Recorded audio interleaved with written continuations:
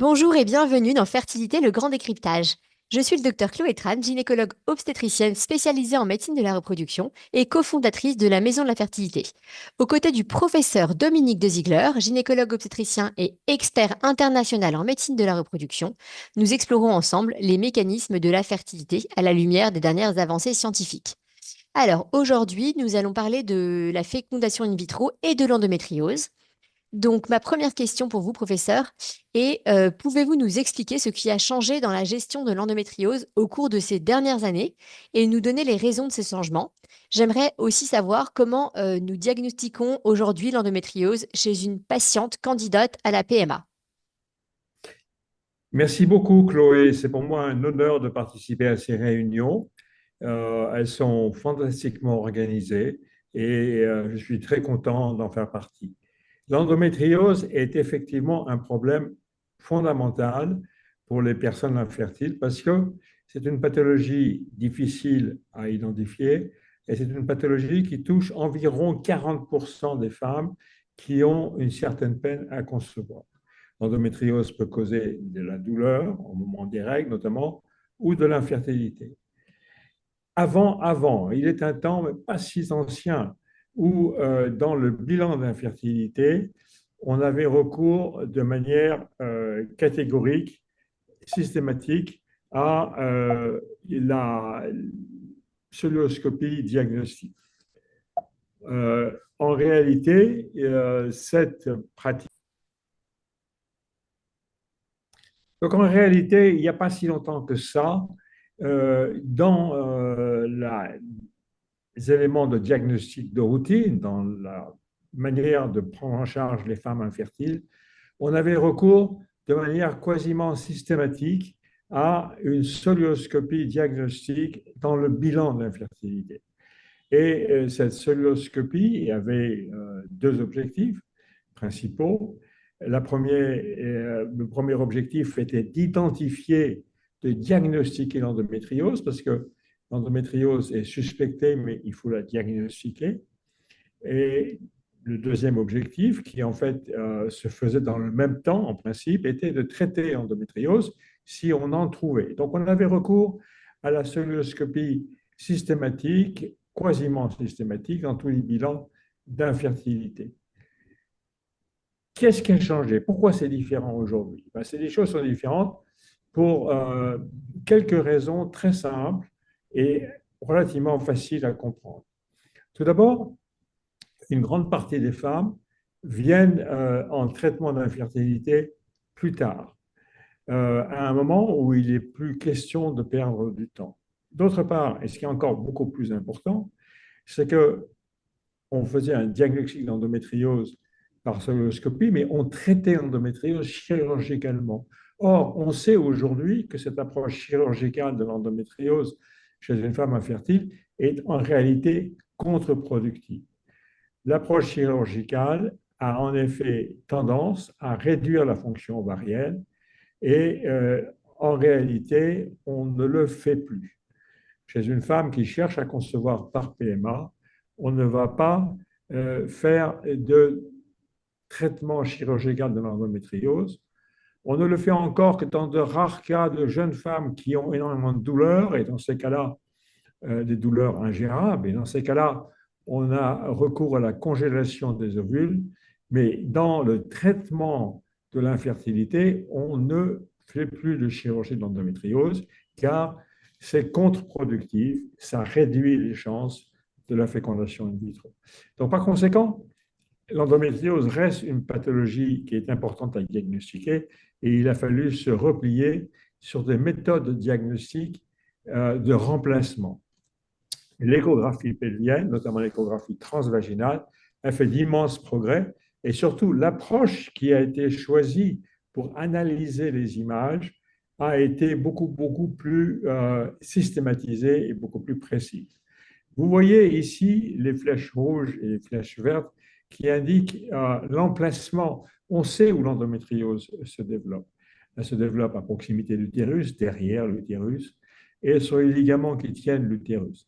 Donc, l'approche de l'échographie aujourd'hui est une approche systématique qui consiste à explorer chacun de ces territoires et à déterminer si l'endométriose est présente ou non. Et en réalité, aujourd'hui, on peut dire que l'approche diagnostic échographique est aussi précise que la celluloscopie. De sorte que, comme je le disais, on ne fait plus de celluloscopie de routine, on ne diagnostique l'endométriose que par échographie, on utilise des méthodes de diagnostic systématiques et on prend en charge l'endométriose qui, en fait, en soi, est une indication pour aller plus vite et passer plus vite à la fécondation in vitro. Alors justement, pouvez-vous nous expliquer comment l'endométriose altère-t-elle la fertilité naturelle et qu'en est-il des résultats de la PMA? Alors, ça, c'est la question fondamentale de l'endométriose et de ses effets sur la fertilité. L'endométriose est une maladie inflammatoire dont le point de départ est dans l'utérus lui-même. C'est-à-dire que la muqueuse de l'utérus est le siège de modifications dont l'origine est encore imparfaitement connue, peut-être des infections, peut-être autre chose, mais les cellules de la muqueuse de l'utérus subissent des mutations et des transformations, et les cellules qui sont, au moment des règles, régurgitées en quelque sorte par les trompes dans la cavité pelvienne, créent cycle après cycle, ovulation après ovulation, une réaction inflammatoire qui touche toute la cavité pelvienne et aboutissent parfois à la création de kystes dans les ovaires, qui sont les kystes d'endométriome. Cette situation inflammatoire de la cavité pelvienne est probablement la cause principale par laquelle l'endométriose interfère avec la possibilité de concevoir de manière naturelle, à la maison, certains disent sous la couette. Vous voyez à droite, ou plutôt à gauche, selon le sens où on regarde, le diagramme in vivo vert qui montre ce qui se passe dans la fécondation naturelle, à la maison. Vous avez l'ovule qui est à proximité, qui sort de l'ovaire, qui est à proximité de la trompe, et qui va rencontrer les spermatozoïdes qui, eux, sont montés par la trompe. Et la fécondation a lieu donc dans la partie terminale, dans la partie de la trompe qui touche l'ovaire et qui baigne dans l'environnement que l'on trouve dans la cavité pelvienne, donc un environnement inflammatoire. Cet environnement inflammatoire, en fait, altère la qualité et de l'ovule et des spermatozoïdes qui sont là et du tout jeune embryon qui se forme là. Donc, on pense que c'est cette altération qui résulte de l'inflammation de la cavité pelvienne qui est responsable du fait que les femmes ont de la peine à concevoir chez elles, à la maison. À l'opposé, la fécondation in vitro, qui est illustrée du côté opposé en rouge, permet d'obtenir l'ovocyte directement de l'ovaire après une stimulation, on fait une ponction, comme pour toutes les fécondations in vitro, et on obtient l'ovocyte. L'ovocyte est fécondé in vitro, dans l'éprouvette, avec les spermatozoïdes du conjoint, et l'embryon qui est obtenu est replacé dans l'utérus. Donc la fécondation in vitro, qui était au départ conçue pour éviter le passage dans les trompes quand elles étaient altérées ou absentes ou bouchées, en fait permet également, en cas d'endométriose, d'éviter le contact des ovules et des spermatozoïdes avec l'environnement inflammatoire de l'endométriose. Et en réalité, aujourd'hui, on a maintenant une série d'évidences qui vont à l'encontre de ce qui a été dit auparavant, mais pour des raisons complexes. Mais on a une série d'évidences qui nous disent très clairement que les résultats de la PMA, de la fécondation in vitro, en cas d'endométriose, ne sont pas altérés, ne sont pas différents de ce que l'on a chez une femme qui n'a pas d'endométriose. Bien sûr, les résultats de la fécondation in vitro diminuent avec l'âge de la femme, mais il n'y a pas de différence entre celles qui ont l'endométriose et celles qui n'en ont pas. Donc, on peut conclure que la fécondation in vitro est indiquée en cas d'endométriose et que, en quelque sorte, l'endométriose est une indication de plus à la fécondation in vitro. Une femme qui a de l'endométriose, diagnostiquée par ultrason, ne doit donc, et qui est infertile, ne doit donc pas attendre avant d'avoir recours à la fécondation in vitro. Alors justement, expliquez-nous comment s'effectue en pratique la prise en charge de l'endométriose chez les femmes infertiles candidates à la PMA. En pratique, c'est effectivement la question qui se pose, c'est la question que les patientes se posent, c'est la question que les patientes aimeraient comprendre. On a schématiquement trois situations différentes qui sont représentées ici en vert, en jaune et en bleu. On a dans la situation verte des femmes qui n'ont aucun symptôme d'endométriose, qui donc n'ont pas de suspicion d'endométriose, dont l'examen clinique, parce que l'endométriose donne, lorsqu'on fait un examen clinique, en général des douleurs à l'examen. Ces douleurs peuvent aussi avoir lieu pendant les rapports sexuels d'ailleurs, et qui ont eu des échographies négatives. Ces femmes-là, dans la colonne verte, n'ont pas d'endométriose et vont donc avoir un traitement normal de leur infertilité qui va en général aboutir à la fécondation in vitro, mais ils vont avoir un traitement normal. À l'opposé, la colonne bleue représente celle des femmes chez qui on a la certitude d'une endométriose. Pourquoi?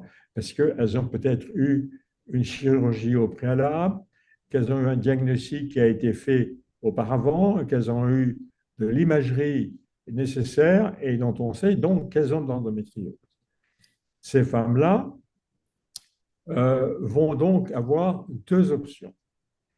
La chirurgie a été démontrée capable, contrairement à ce que j'ai dit, démontrée capable d'améliorer les chances de fécondation à la maison.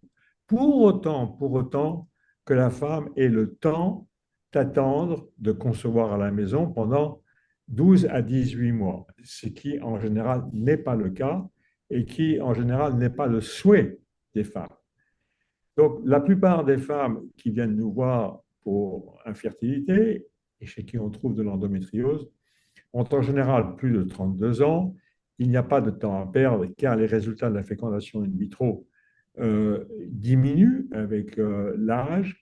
Et dans ce cas-là, on va avoir recours à la fécondation in vitro et on va, en général, les données ont montré que c'était avantageux, avoir recours à la congélation systématique de tous les embryons et à leur transfert différé. C'est-à-dire qu'on va avoir des embryons que l'on congèle, on dit par vitrification aujourd'hui, que l'on congèle et que l'on transfère un mois ou 6 semaines plus tard. Ça, c'est chez les femmes qui ont une endométriose avérée. Et puis, bien sûr, vous avez au milieu les femmes chez qui on ne sait pas. Okay, ces femmes qui sont infertiles, on doit à ce moment-là s'assurer, reprendre l'historique de la patiente, savoir si elle a des douleurs au moment des règles, si elle a des douleurs au moment des rapports sexuels, si elle a des douleurs lorsqu'elle a des selles, et si surtout elle avait des douleurs au moment des règles, au moment de l'adolescence. On a recours à l'échographie comme je l'ai décrite, et du coup, on va tomber dans la situation, soit à gauche, il n'y a pas d'endométriose, soit à droite, en bleu, il y a. Et on va gérer les choses, comme on vient de le dire, chez les femmes qui n'ont pas ou chez les femmes qui ont l'endométriose.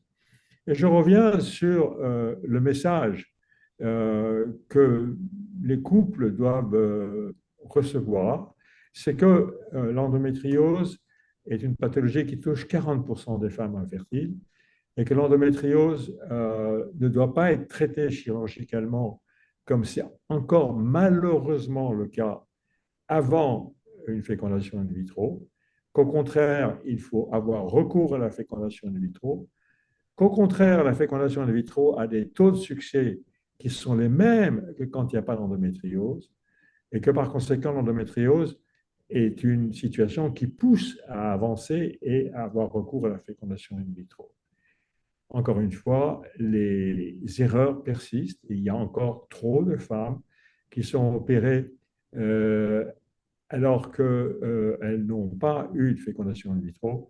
Et du coup, elles risquent, lorsque la fécondation in vitro est entreprise, d'avoir une réponse ovarienne trop faible, pas assez d'ovocytes et des résultats trop faibles. Encore une fois, pas de chirurgie d'endométriose avant la fécondation in vitro, sauf les très rares cas de femmes très jeunes et qui sont disposées à essayer de concevoir à la maison pendant plus de 2 ans, mais en général, les femmes qui viennent nous voir n'ont plus ce temps-là, ou n'ont surtout en plus pas le désir d'attendre 2 ans. Voilà en gros la gestion des femmes avec endométriose, qui encore une fois touche 40% des patientes infertiles. Merci beaucoup, professeur, et à très vite pour un prochain épisode. Merci Chloé, c'est un plaisir.